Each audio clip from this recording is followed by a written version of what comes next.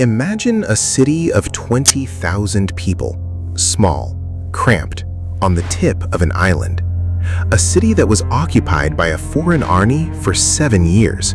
7 years of war. 7 years of fear. 7 years of seeing the enemy walk its streets, sleep in its houses, eat its food. Now imagine that suddenly this army decides to leave, and it doesn't leave gradually. It leaves in one day. On November 25, 1783, New York woke up under British rule and went to sleep American. 2,000 British soldiers marched to the ships. 40,000 Loyalists fled on 200 ships. Slaves were returned. Families were separated. The chaos of an empire in retreat. Welcome to Evacuation Day, the day the American Revolutionary War truly ended. Not on a battlefield, on a dock. And it was one of the greatest desertions in history.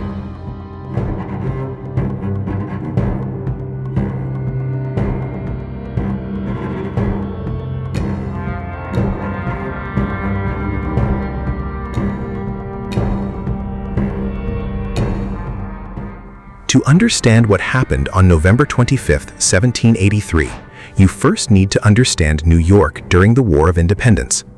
When the war began in 1775, New York was the second largest city in America after Philadelphia. A vibrant city of about 20,000 people, full of ships, merchants, and hope. But the hope was short-lived. In September 1776, the British took the city. The occupation would last 7 years. 7 years of British control, 7 years of martial law. The city was transformed into a fortress. British soldiers occupied the homes of patriots who had fled. Royal Navy ships blockaded the harbor.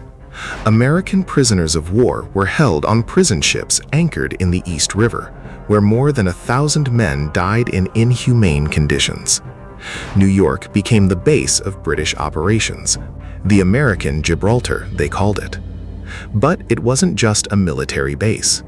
During the 7 years of occupation, the city became a magnet for Loyalists, Americans who remained loyal to the British Crown. About 40,000 people fled to New York, seeking protection under the British flag. The city's population exploded, from 20,000 to more than 60,000. They believed the Crown would win. They believed the American rebellion was a passing folly. They bet everything on a British victory. They lost the bet.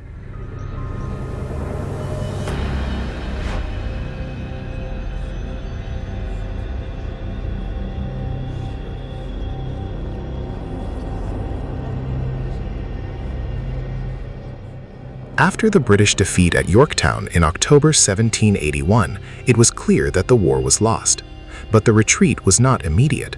It took 2 years for the British to actually leave New York. 2 years of negotiations, 2 years of preparations, 2 years of despair for the Loyalists who had bet on the wrong side. They knew that when the British left, they would be left behind, and the Americans would not be generous with traitors. On November 25, 1783, the day arrived. British General Sir Guy Carleton ordered his remaining 2,000 soldiers to march to the harbor and board the ships. The Loyalists who had taken refuge in New York also left, 40,000 of them on 200 ships, one of the largest forced migrations in American history. They took what they could carry. Many left everything behind: homes, lands, businesses, and entire life. They left for Canada, for the Bahamas, for England, into exile. But it wasn't just the soldiers and Loyalists who left. The British also took 3,000 black slaves who had fought alongside them. Slaves who had been promised freedom in exchange for military service. Some went to Canada, others to the Caribbean. Was the British promise of freedom fulfilled? For some, yes. For many, no. General Carleton refused to return the slaves to their former American owners, as Washington demanded. But many slaves ended up being abandoned or resold. For most, freedom was an illusion.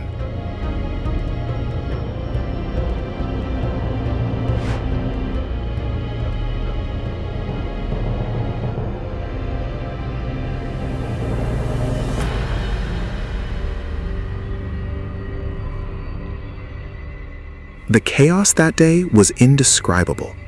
Imagine 2,000 people boarding ships. Now imagine 40,000. Now imagine them all in despair. Families said goodbye. Children cried. The British soldiers who had occupied the city for 7 years were finally leaving. But they were not leaving with dignity. They were leaving in haste. They were leaving in fear. The Loyalists who remained behind were met with violence.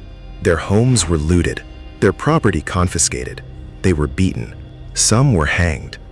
The crowd of patriots was thirsty for revenge. They had waited 7 years for this moment.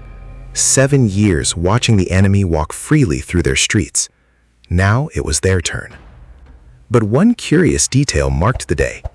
The British, in a final act of defiance, smeared the flagpole at Fort George with grease. The British flag still flew at the top. The Americans wanted to lower it and raise the flag of the 13 colonies, but no one could climb the slippery flagpole. Until a young sailor named John Van Arsdale put nails in his boots and climbed up. He lowered the British flag and raised the American one. The crowd erupted in applause. This symbolic act marked the end of the occupation. New York was American again.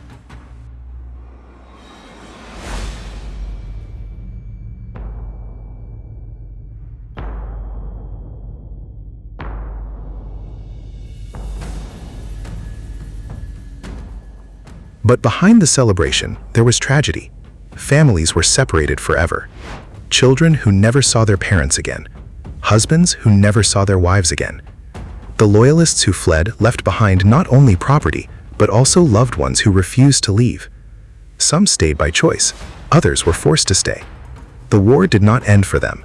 It ended for the victors. For the losers, it continued.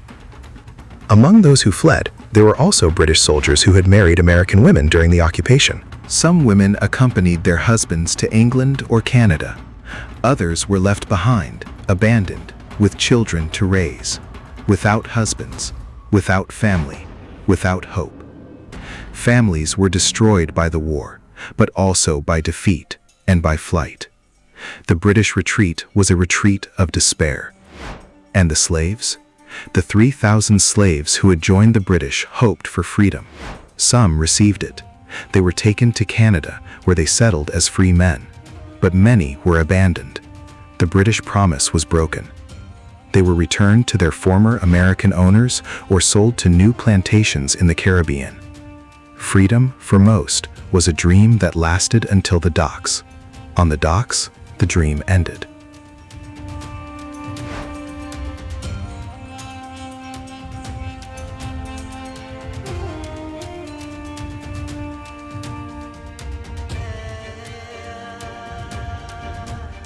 While the British departed, the Americans celebrated.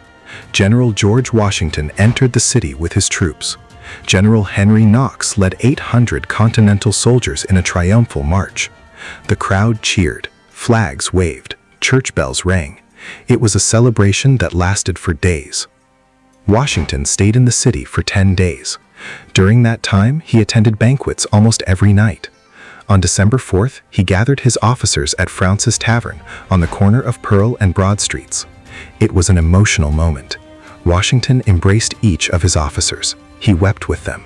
He thanked them for their service, and he said goodbye. He said, "With a heart full of love and gratitude, I now bid you farewell. I must devoutly wish that your last days be as prosperous and happy as your first were glorious and honorable." Tears flowed. The soldiers, men who had faced enemy fire, who had seen death up close, who had endured the winter of Valley Forge, wept like children. It was the end of the war, the end of the struggle, the beginning of a new nation.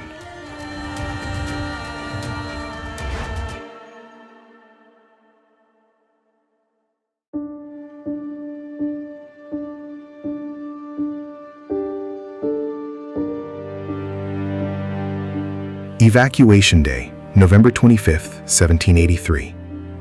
The day the American War of Independence truly ended. Not on a battlefield, on a pier, in a stampede, in tears and in applause. 2,000 British soldiers left, 40,000 Loyalists fled, 3,000 slaves were taken or abandoned. Families were separated. Empires fell.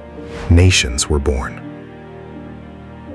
Today, New York celebrates Independence Day on July 4th, like the rest of America. But for generations, Evacuation Day was the real holiday.